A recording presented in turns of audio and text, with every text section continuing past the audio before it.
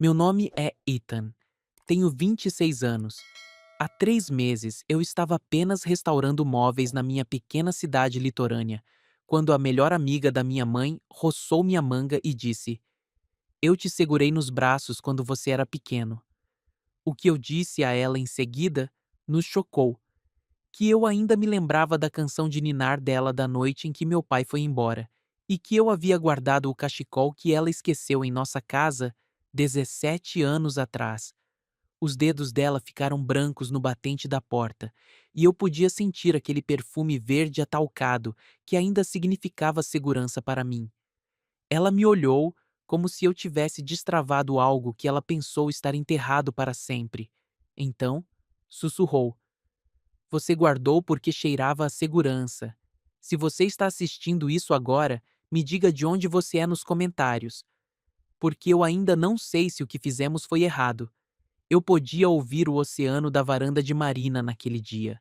O sol do fim da tarde atravessava os cedros, e eu estava carregando uma gaveta lixada pelos degraus da frente quando tudo mudou.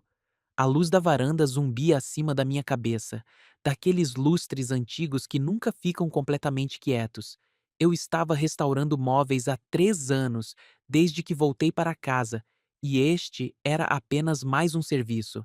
Marina Hale precisava consertar o banco do piano dela, e minha mãe tinha me recomendado. Era o que eu dizia a mim mesmo de qualquer forma. A porta abriu antes que eu pudesse bater. Marina estava ali com um suéter cor creme, e aquele perfume verde atalcado dela exalava como sempre.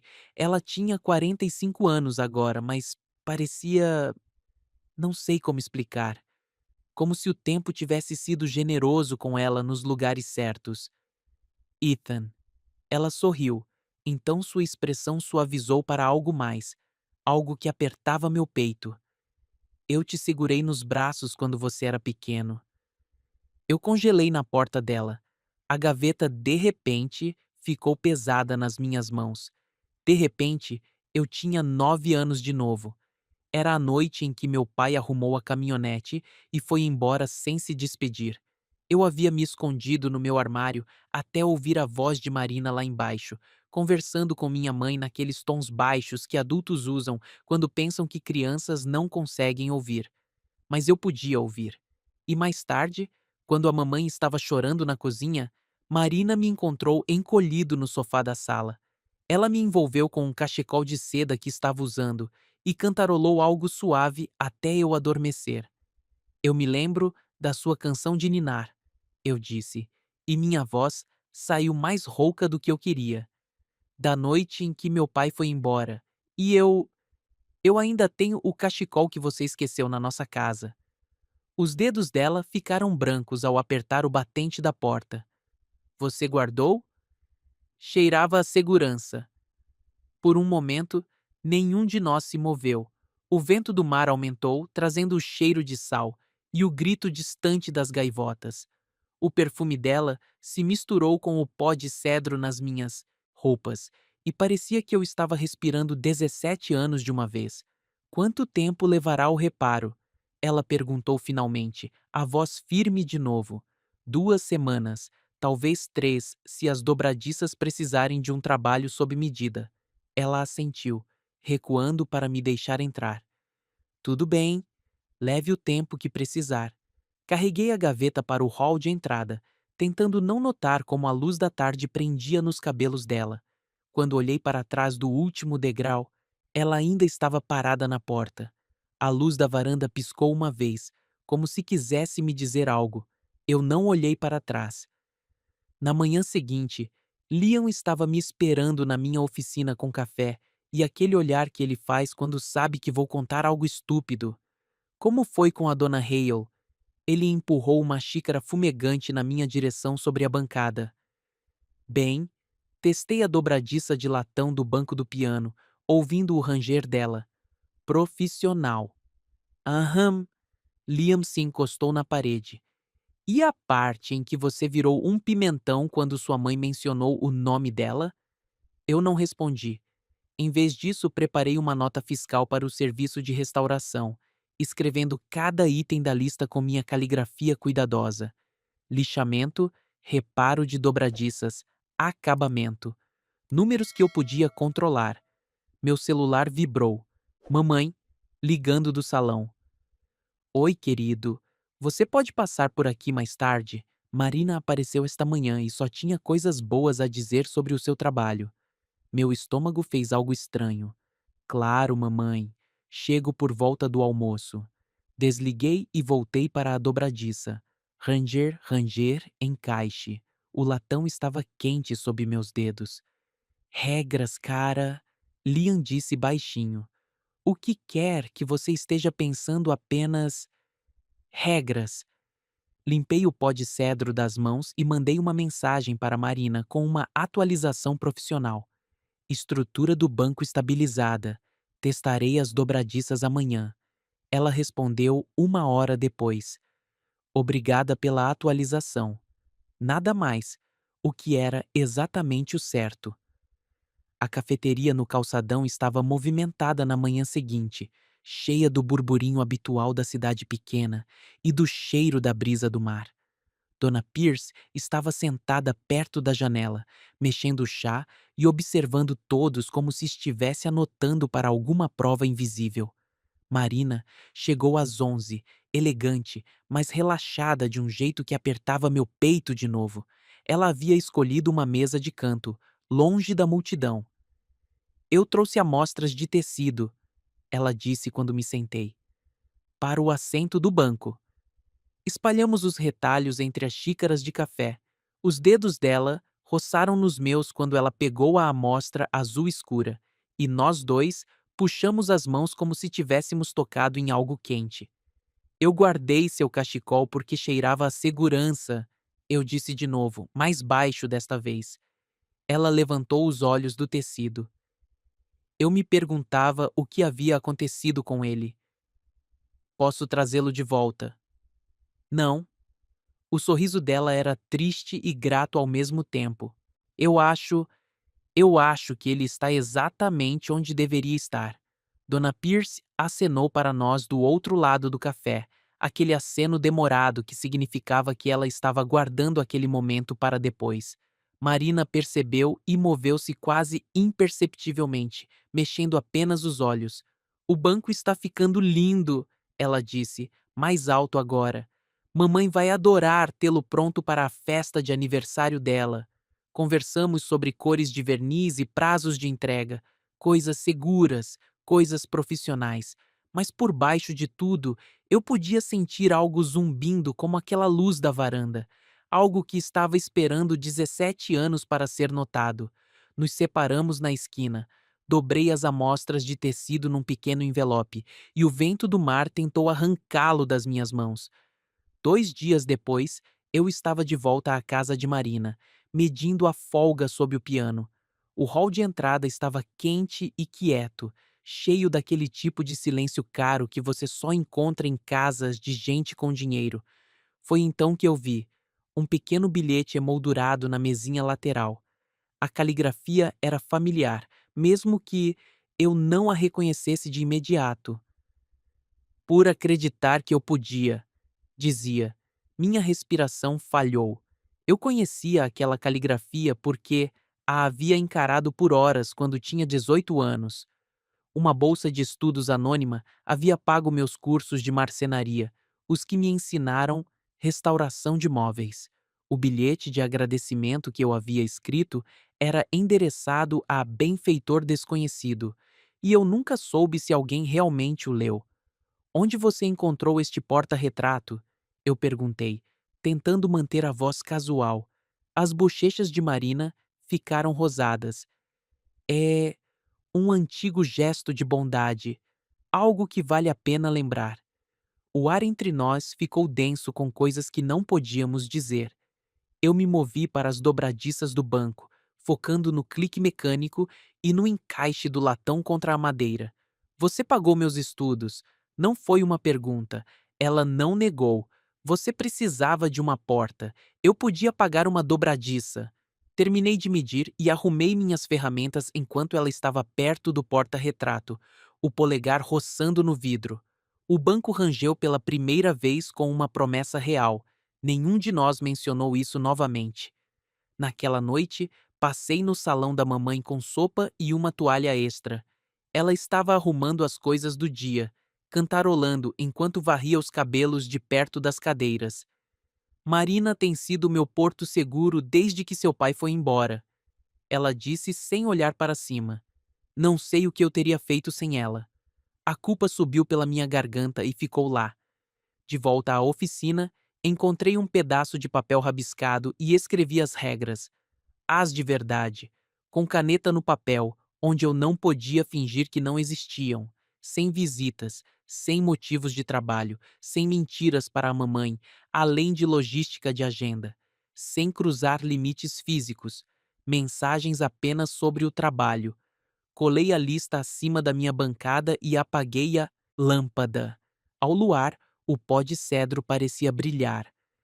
A manhã seguinte trouxe o tipo de luz do dia que faz tudo parecer possível. O piano de Marina estava num raio de sol e nós testamos amostras de tecido com os ombros quase se tocando. Quase! Nós dois recuamos ao mesmo tempo. Ela cantarolou baixinho enquanto trabalhávamos, aquela mesma melodia de 17 anos atrás, e sem pensar, minha boca formou a próxima linha. Nos pegamos e ficamos quietos, focando nas cores de verniz com o tipo de intensidade que você normalmente reserva para desarmar bombas. Quando terminei o serviço do dia, ela me entregou um envelope selado. Dinheiro. Devolvi com uma nota fiscal detalhada. Meu orgulho valia mais que a conveniência dela. Prefiro fazer isso corretamente, eu disse. Ela assentiu e levou minha nota fiscal para a mesa dela, escrevendo um cheque com traços cuidadosos e deliberados. Na caixa de correio, deslizei a cópia da nota fiscal na fenda. O tilintar do metal soou final e adulto. 3 dias depois, nuvens de tempestade se acumulavam sobre o oceano como se tivessem algo a provar. Eu estava apressando-me para terminar de lixar quando meu celular vibrou. A energia está oscilando. Marina mandou mensagem. Venha apenas se for seguro. Eu fui mesmo assim. O assento do banco estava envolto em lona quando o carreguei pelos degraus dela. Trovões rugiam acima, e as primeiras gotas grossas de chuva atingiram a varanda quando ela abriu a porta. Você não deveria ter vindo com esta chuva. Tudo bem, só vim deixar isso. Mas então, a energia acabou, e estávamos parados no hall de entrada dela com nada além da luz cinzenta da tempestade entrando pelas janelas. Ela encontrou velas. Sentamos na sala dela, a 2 cadeiras de distância, enquanto a chuva martelava o telhado e as chamas projetavam sombras que faziam tudo parecer um segredo. Graham viaja muito, ela disse no silêncio. A trabalho? Para manter distância, eu acho. Nós somos. Ela fez uma pausa, observando a vela piscar. Somos educados um com o outro. Há anos. Eu queria perguntar mais, mas isso parecia cruzar uma linha que eu não podia ver. Eu verifico meu celular pelo seu nome. Eu disse em vez disso. Ela me olhou através da luz das velas. Eu sei. A tempestade diminuiu por volta da meia-noite, deixando o ar limpo e elétrico. Saí para a noite lavada pela chuva com sal na língua e uma contenção queimando no meu peito. A manhã seguinte era tudo sol e segundas chances. Encaixei a dobradiça de latão com o tipo de precisão que vem de fazer algo com total atenção. Raspa, raspa, depois um encaixe perfeito. Marina observava da porta, mãos enroladas numa caneca de chá. A bolsa de estudos, eu disse, sem levantar os olhos da dobradiça. Por quê? Você precisava de uma porta. Eu podia pagar uma dobradiça. Concordamos, desajeitada, mas firmemente em manter nossas regras, sem cruzar limites, sem visitas desnecessárias, sem mentiras para as pessoas que confiavam em nós. Lá fora, o carro da Dona Pierce estava parado na calçada. A silhueta dela pairava ao volante, e eu podia sentir o olhar dela através da janela. Fechei minha caixa de ferramentas justamente quando uma câmera clicou da calçada. Meus dentes se cerraram, mas continuei me movendo. Naquela tarde, Me vi de volta à cafeteria no calçadão. 2 cafés chegaram sem que eu pedisse, o de Marina e o meu. O barista sorriu para Marina. Para você e... Ele está fazendo um serviço para mim, Marina disse rapidamente. Só o marceneiro. Eu adicionei, o que de alguma forma piorou. Conversamos sobre o verniz final do banco enquanto Dona Pierce passava pela janela em câmera lenta, virando a cabeça para acompanhar nossa conversa como se estivesse assistindo a um jogo de tênis. Quando Marina foi para o carro dela, fiquei 1 metro atrás. Distância segura. Distância profissional. De volta à oficina, apliquei verniz no assento do banco e tentei não pensar no baque suave das teclas abafadas do piano ecoando na minha cabeça. Uma semana depois, a mamãe estava arrumando os cartões de convite para o jantar de aniversário dela, e tudo ficou complicado. Eu estava pensando que a Marina poderia fazer o pequeno cantarolado depois da sobremesa, ela disse, sem levantar os olhos dos cartões, já que o piano está lá. Minha coluna ficou tensa. O banco estará pronto até lá. Perfeito. Você consegue entregá-lo a tempo? Claro, mamãe. Mandei mensagem para Marina sobre a logística, mantendo tudo estritamente profissional. Ela respondeu com um emoji de joinha e obrigada, Ethan.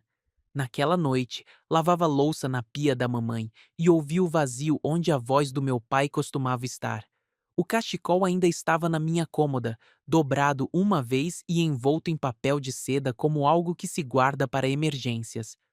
Na manhã da festa da mamãe, comprei lírios para o arranjo central, brancos, amarrados com uma fita que cheirava levemente a estufa da floricultura. Eu estava carregando-os pelo caminho da frente da casa de Marina quando Dona Pierce apareceu no correio dela como se estivesse esperando. Ajudando a Dona Hale a decorar? Ela chamou, levantando o celular. Clique. São para a minha mãe, eu disse, e minha voz falhou como se eu tivesse 16 de novo.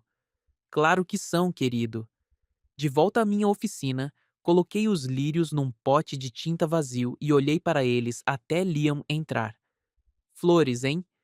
Ele olhou dos lírios para o meu rosto. Merda!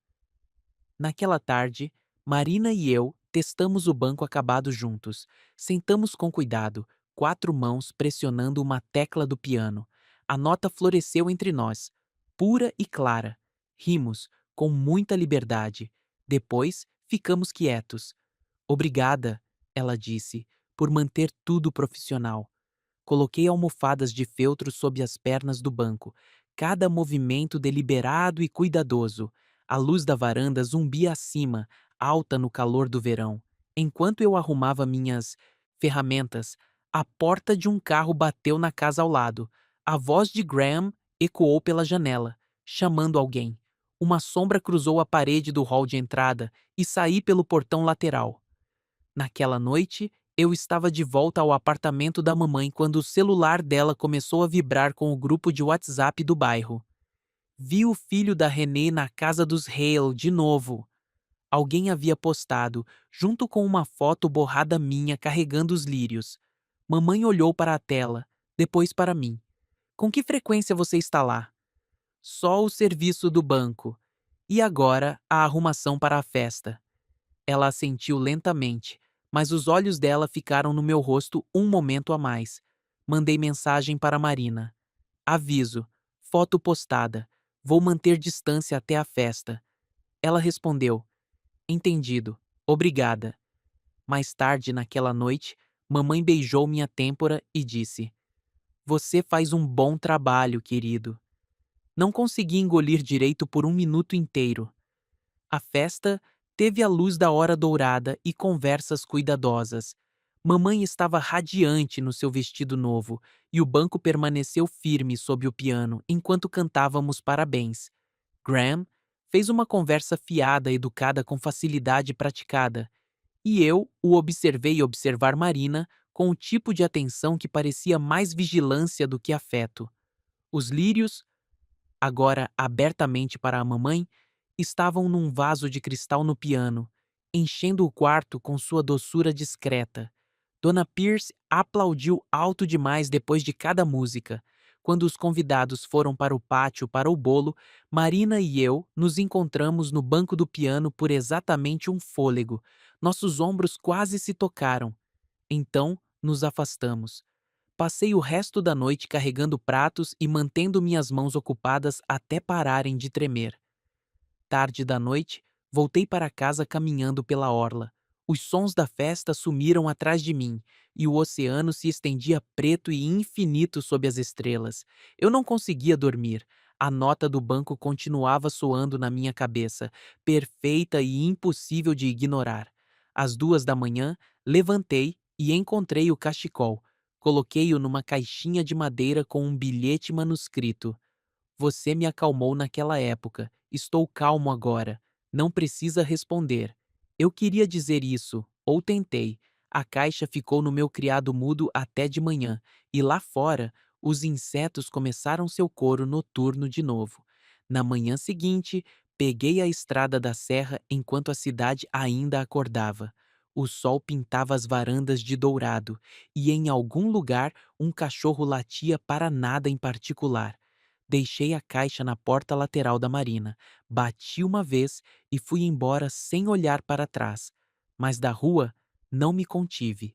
Olhei por cima do ombro e a vi abrir.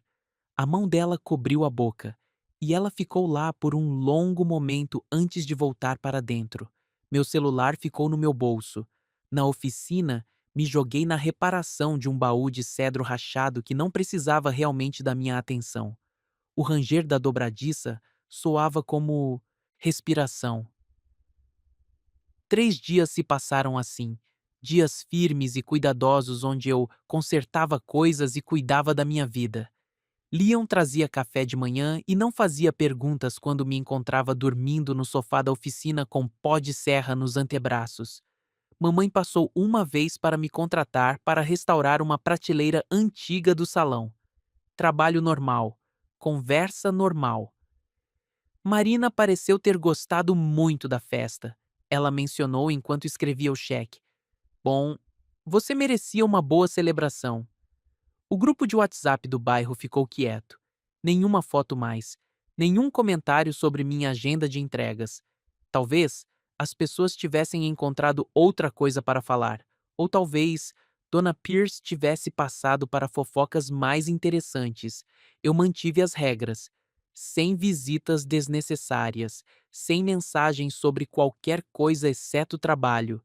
Sem procurar o carro da Marina quando eu passava na rua dela. À noite, adormeci ao som das minhas próprias mãos trabalhando, consertando coisas que não precisavam ser consertadas apenas para mantê-las ocupadas.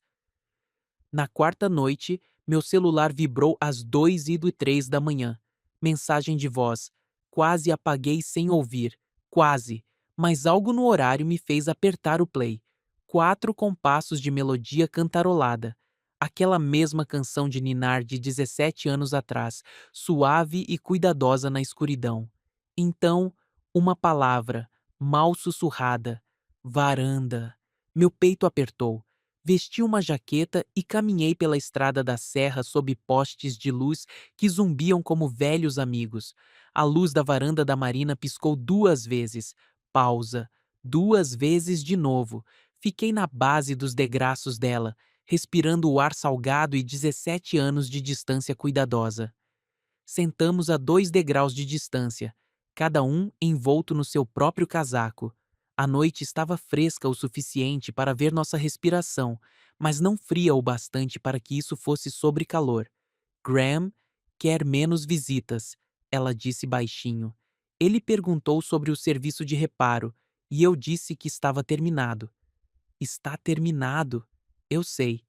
Ela apertou o casaco. Eu queria te agradecer. Pelo cachecol. Pelas regras. Por. Ela fez uma pausa. Por nos manter seguros. As regras não vão a lugar nenhum. Bom. Mas ela disse isso como se doesse. Sentamos lá ouvindo o oceano e o zumbido distante da rodovia. Em algum lugar um pássaro noturno chamou, solitário e persistente.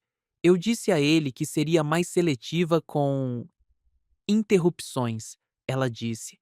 Eu entendi. Sem mais serviços de reparo, sem mais razões profissionais para nos cruzarmos. A distância cuidadosa que havíamos construído estava prestes a se tornar distância real. É inteligente.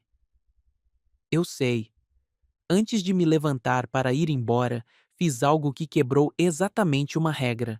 Encostei minha testa suavemente na dela por um único instante, nossa única ternura permitida, e inspirei aquele perfume verde atalcado que ainda significava segurança. Então, voltei para a escuridão. Na tarde seguinte, Liam me entregou o café sem fazer perguntas. Ele tinha ficado bom em decifrar meu humor, e a previsão de hoje era estabilidade com uma chance de superar as coisas. Consertei o baú de cedro com o tipo de cuidado que eu costumava reservar para o banco de piano da Marina. Cada encaixe estava perfeito, cada superfície lisa como vidro. Mamãe passou por volta do almoço e me contratou para restaurar aquela prateleira do salão. Falamos sobre verniz para madeira e datas de entrega, e tudo parecia normal, exceto pela forma como meu peito continuava apertando quando ela mencionava coisas comuns. Naquela noite, fechei a oficina mais cedo e caminhei pela orla.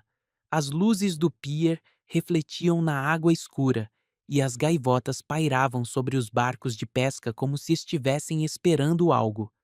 Não mandei mensagem para Marina, e essa foi exatamente a mensagem certa a enviar. O fim de semana trouxe a pequena reprise do jantar de aniversário da mamãe. Apenas 4 pessoas desta vez: eu, mamãe, Marina e Graham. Marina havia substituído os lírios murchos por flores silvestres que pareciam ter brotado do próprio piano. Graham falou sobre sua última viagem de negócios a São Paulo, e mamãe compartilhou fofocas do salão. Conversas superficiais que pareciam seguras e vazias ao mesmo tempo. O banco estava perfeito, sem rangidos, sem balanços, apenas um trabalho sólido fazendo seu serviço silencioso. Nossos olhos se encontraram exatamente uma vez na mesa de jantar. Então, olhei para a mamãe, e Marina sorriu para ela em vez disso. Quando a noite chegou ao fim, levei os pratos para a pia com as mangas arregaçadas. Atrás de mim, o baque suave da tampa do piano fechando marcou o fim de algo que nunca havia realmente começado. Voltei para casa sozinho naquela noite, jaqueta sobre o ombro e o oceano respirando ao lado do calçadão. Meu celular vibrou. Banco firme. Translation error. Please retry this section. Me, learning. I stopped under a street lamp and o pôr do sol pintava tudo de dourado, e eu sentia que finalmente estava construindo o tipo de vida que não exigia desculpas nem explicações. Meu celular vibrou. Soube do seu sucesso pela Sarah. Bem merecido. M. Li 3 vezes, depois digitei de volta. Obrigado. Nenhuma palavra a mais, sem perguntas ou convites. Apenas o reconhecimento de que ambos ainda estávamos ali, construindo nossas vidas separadas e cuidadosas na mesma cidade pequena. Outubro trouxe aquele tipo de tempo que te faz entender por que as pessoas escrevem poemas sobre o outono serrano. Eu estava trabalhando em uma encomenda para a Sociedade Histórica quando Liam entrou na loja às pressas com uma notícia. Soube dos Hales? Minhas mãos pararam sobre o taco de lixa. O que tem eles? O Graham foi transferido para Portland. Eles estão vendendo a casa. Um frio me deu na barriga. Quando? Logo, eu acho. A placa de vende-se foi colocada ontem. Terminei de lixar a escrivaninha da secretária da Sociedade Histórica com precisão mecânica enquanto minha mente corria por implicações que eu não queria nomear. Naquela noite, passei de carro pela casa da Marina e vi a placa de "Vende-se" fincada no jardim da frente como uma bandeira marcando o fim de algo. As janelas ainda estavam quentes com a luz, mas pareciam diferentes agora. Temporárias. 2 semanas depois, minha mãe mencionou que a Marina estava procurando alguém para restaurar um baú da família antes da mudança. Ele pertencia à avó dela. Ela quer ter certeza de que esteja em perfeitas condições para. Minha mãe fez uma pausa. Bem, para o que vier a seguir. Eu poderia ter recomendado outro restaurador. Poderia ter explicado que minha agenda estava lotada até o Natal, o que era verdade. Em vez disso, me ouvi dizendo: peça para ela me ligar. Algumas regras, aparentemente, sabem quando ceder. Marina ligou numa quinta-feira de manhã, profissional e direta. Minha mãe mencionou que você talvez pudesse ajudar com o baú da avó. Ele precisa de um trabalho nas dobradiças e de acabamento. Eu poderia dar uma olhada. Quando seria conveniente? Neste fim de semana? Sei que você está ocupado, mas sábado de manhã funciona. Obrigada, Ethan. Depois que desligamos, sentei na minha caminhonete por 10 minutos, ouvindo meu coração bater contra as costelas e me perguntando se algumas portas estão destinadas a ficar entreabertas para sempre. Sábado de manhã trouxe a primeira geada de verdade e uma clareza que fazia tudo parecer nítido e novo. Carreguei minha caminhonete com ferramentas básicas e dirigi pela estrada da serra mais uma vez.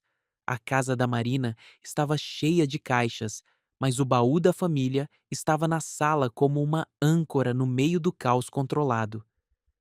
A avó guardava colchas nele, disse Marina, passando a mão pelo tampo de cedro. Quero passá-lo para. Bem, para alguém que vá apreciá-lo. As dobradiças eram de latão, manchadas, mas sólidas. O acabamento tinha ficado opaco com a idade, mas a madeira por baixo era linda. 3 dias de trabalho, talvez 4. É uma peça linda, eu disse.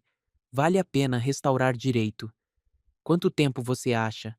Uma semana, talvez 2, se as dobradiças precisarem ser refeitas. Ela assentiu. Eu tenho tempo. Nós o carregamos juntos para a minha caminhonete, nossas mãos roçando enquanto levantávamos. Nenhum de nós se afastou imediatamente, e por um momento ficamos ali com o peso do baú entre nós e 17 anos de distância, cuidadosa, de repente parecendo a coisa mais natural do mundo. Então, prendi a tampa traseira, e ela voltou para a calçada. Ligo quando estiver pronto, eu disse. Obrigada. Ao ir embora, a vi pelo retrovisor, parada ao lado da placa de Vende-se e observando minha caminhonete desaparecer na esquina.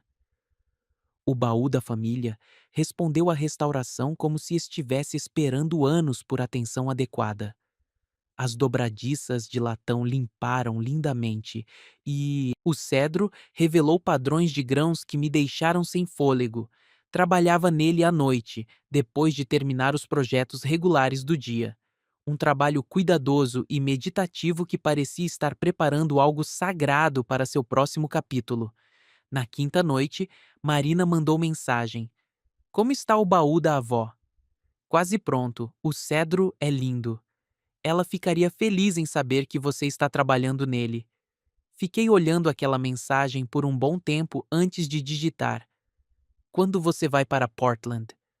2 semanas. 2 semanas. Pousei meu celular e voltei ao trabalho, polindo as dobradiças de latão até que brilhassem como ouro novo. O baú ficou pronto na quinta-feira. Liguei para Marina naquela noite, e ela perguntou se poderia pegá-lo na sexta-feira à tarde. Claro! Será. Será que não teria problema se eu trouxesse minha mãe junto? Ela adoraria ver sua oficina. Claro, minha mãe gostaria de conhecê-la. Na sexta-feira à tarde, 2 carros pararam em frente à minha oficina. Marina saiu do primeiro, elegante em um casaco cinza que a fazia parecer pertencer a outra estação. Do segundo carro saiu uma mulher que era claramente sua mãe. As mesmas maçãs do rosto, a mesma postura cuidadosa. Eu também havia ligado para minha mãe, e nós 4 nos reunimos em torno do baú restaurado como se fosse um altar. Ai, meu Deus!